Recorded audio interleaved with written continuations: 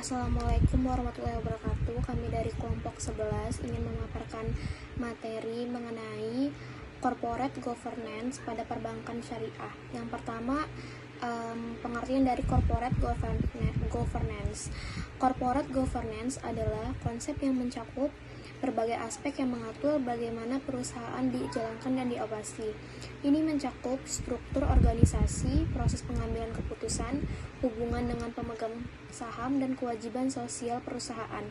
Tujuan utamanya adalah untuk memastikan bahwa perusahaan dijalankan dengan baik secara etis dan dengan memperhatikan kepentingan semua pemangku kepentingan yang terlibat. Salah satu elemen utama dari corporate governance adalah transparansi.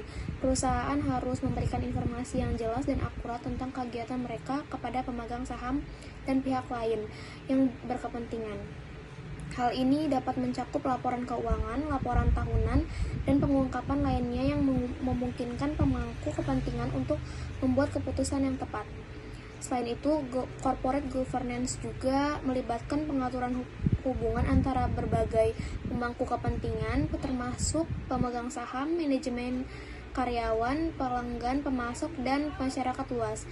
Perusahaan harus mempertimbangkan kepentingan semua pihak ini dalam pengambilan keputusan mereka dan harus berusaha untuk mencapai keseimbangan yang adil antara mereka. Selanjutnya ada konsep dan prinsip dari corporate governance. Konsep dasar corporate governance mencakup berbagai aspek yang dirancang untuk memastikan bahwa perusahaan dijalankan dengan efisien, secara etis, dan dengan memperhatikan kepentingan semua pemangku kepentingan yang terlibat. Yang pertama itu ada transparansi.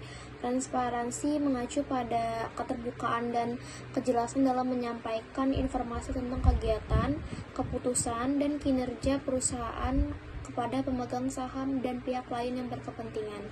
Yang kedua ada akuntabilitas. Akuntabilitas menuntut bahwa para pemimpin perusahaan, terutama di dewan direksi dan manajemen eksekutif, bertanggung jawab atas keputusan dan tindakan mereka. Yang ketiga ada keadilan dan keseimbangan kepentingan. Corporate governance harus memastikan bahwa kepentingan semua pemangku kepentingan diakui dan dipertimbangkan dengan adil. Selanjutnya ada peran dan tanggung jawab dewan direksi. Dewan direksi memiliki tanggung jawab utama dalam mengawasi manajemen perusahaan dan membuat keputusan strategis. Selanjutnya ada kepatuhan dan kepatuhan hukum. Perusahaan harus mematuhi semua peraturan hukum dan peraturan yang berlaku dalam menjalankan bisnis. Selanjutnya ada penghargaan terhadap etika dan integritas. Etika dan integritas harus menjadi bagian integral dari budaya perusahaan. Manajemen harus bertindak dengan jujur, adil, dan menghormati prinsip-prinsip moral dalam semua keputusan dan tindakan mereka. Selanjutnya ada pemantauan dan evaluasi kinerja. Corporate governance mencakup proses pemantauan dan evaluasi terus-menerus terhadap kinerja perusahaan, termasuk kinerja keuangan, operasional, dan non-keuangan. Prinsip-prinsip ini membentuk kerangka kerja untuk praktek yang baik dalam mengelola perusahaan dan memastikan bahwa perusahaan dijalankan dengan integritas, transparansi, dan pertimbangan yang memadai terhadap semua pemangku kepentingan yang terlibat. Baik, di sini saya Syahid Amrullah. Di sini saya akan melanjutkan materi berikutnya, yaitu yang ketiga ada corporate governance pada bank konvensional dan juga bank syariah. Corporate governance dalam bank konvensional dan bank syariah memiliki banyak kesamaan dalam hal prinsip dasar seperti transparansi, akuntabilitas, dan keadilan. Namun ada beberapa perbedaan yang muncul karena perbedaan dalam struktur organisasi, prinsip operasional, dan kebijakan yang mendasari kedua jenis bank tersebut. Berikut ini adalah perbandingan antara corporate governance dalam bank konvensional dan juga pada bank syariah. Yang pertama yaitu struktur organisasinya. Pada bank konvensional, memiliki struktur organisasi yang umum dengan dewan direksi dan manajemen eksekutif yang bertanggung jawab atas pengambilan keputusan strategis dan operasional. Sedangkan pada bank syariah memiliki dewan direksi juga dan juga manajemen eksekutif, namun mereka harus memastikan bahwa operasi bank sesuai dengan prinsip-prinsip syariah. Yang kedua yaitu prinsip operasional. Pada bank konvensional beroperasi berdasarkan prinsip-prinsip keuangan konvensional, sedangkan pada bank syariah beroperasi pada prinsip-prinsip syariah. Yang ketiga, ada pemantauan dan juga kepatuhan. Pada bank konvensional, pemantauan kinerja dan kepatuhan terhadap peraturan hukum konvensional menjadi fokus penting dalam corporate governance bank konvensional. Sedangkan pada bank syariah harus memastikan kepatuhan terhadap prinsip-prinsip syariah dalam semua aspek operasional dan juga keputusan investasi. Yang keempat, ada keterlibatan pemangku kepentingan. Pada bank konvensional, pemangku kepentingan dalam bank konvensional umumnya terdiri dari pemegang saham, karyawan, regulator, dan masyarakat umum. Sedangkan pada bank syariah, selain dari pemangku kepentingan yang sama dengan bank konvensional, meskipun terdapat perbedaan dalam implementasi corporate governance antara bank konvensional dan juga bank syariah, tujuan akhirnya tetap sama, yaitu memastikan bahwa bank dijalankan dengan cara yang transparan, etis, dan juga memperhatikan kepentingan semua pemangku kepentingan yang terlibat. Selanjutnya yaitu budaya organisasi pada bank syariah. Budaya organisasi pada bank syariah sangat dipengaruhi oleh nilai-nilai Islam dan prinsip-prinsip syariah. Budaya ini mencerminkan komitmen bank untuk beroperasi dengan integritas keadilan dan kepatuhan terhadap hukum Islam dalam semua aspek bisnis mereka. Berikut ada beberapa karakteristik budaya organisasi yang umum ditemukan dalam bank syariah. Yang pertama itu ada kepatuhan terhadap prinsip syariah. Yang kedua ada ketulusan dan integritas. Yang ketiga ada keseimbangan antara tujuan komersial dan etis. Yang keempat ada pemberdayaan karyawan. Yang kelima ada komitmen terhadap pelayanan pelanggan. Dan yang terakhir ada keterbukaan dan juga kolaborasi. Baik, saya serahkan kepada materi selanjutnya. Baik, di sini saya Abdur Rahman ingin melanjutkan materi. Kekhususan dalam praktik good corporate governance pada bank syariah mencerminkan komitmen mereka terhadap prinsip-prinsip syariah dan nilai-nilai Islam. Berikut adalah beberapa kekhususan dalam penerapan GCG pada bank syariah. Yang pertama itu ada komite syariah atau dewan penasihat syariah.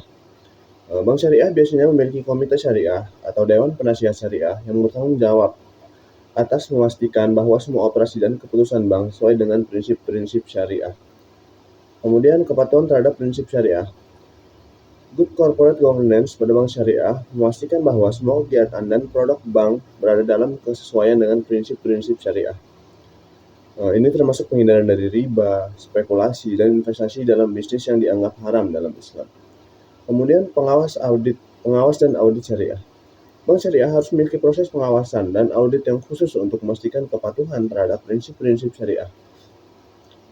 Audit syariah dilakukan secara terpisah dari audit konvensional dan melibatkan para ahli syariah yang memeriksa kepatuhan terhadap prinsip-prinsip syariah. Kemudian transparansi dan pengungkapan syariah. Bank syariah harus memberikan pengungkapan yang jelas dan terperinci tentang operasi mereka yang berkaitan dengan prinsip-prinsip syariah kepada pemegang saham, nasabah, dan pihak lain yang berkepentingan. Ini mencakup pengungkapan tentang struktur produk, kebijakan risiko, dan penggunaan dana syariah. Kemudian ada konsultasi dengan ahli syariah. Manajemen bank syariah seringkali berkonsultasi dengan ahli syariah dalam pengembalian keputusan yang berkaitan dengan aspek-aspek syariah dari operasi mereka. Kemudian ada pendidikan dan pelatihan syariah. Bank syariah memastikan bahwa karyawan mereka memiliki prinsip-prinsip syariah dan kewajiban mereka untuk mematuhi melalui program pendidikan dan pelatihan khusus. Semuanya ini menunjukkan bahwa penerapan good governance dalam bank syariah bukan hanya tentang memenuhi standar konvensional, tetapi juga tentang memastikan kepatuhan dan kesesuaian dengan prinsip-prinsip syariah dalam semua aspek operasional dan pengembalian keputusan. Implementasi good corporate governance dalam perbankan merupakan proses yang melibatkan kepatuhan terhadap prinsip-prinsip dan praktik terbaik dalam mengelola mengawasi bank.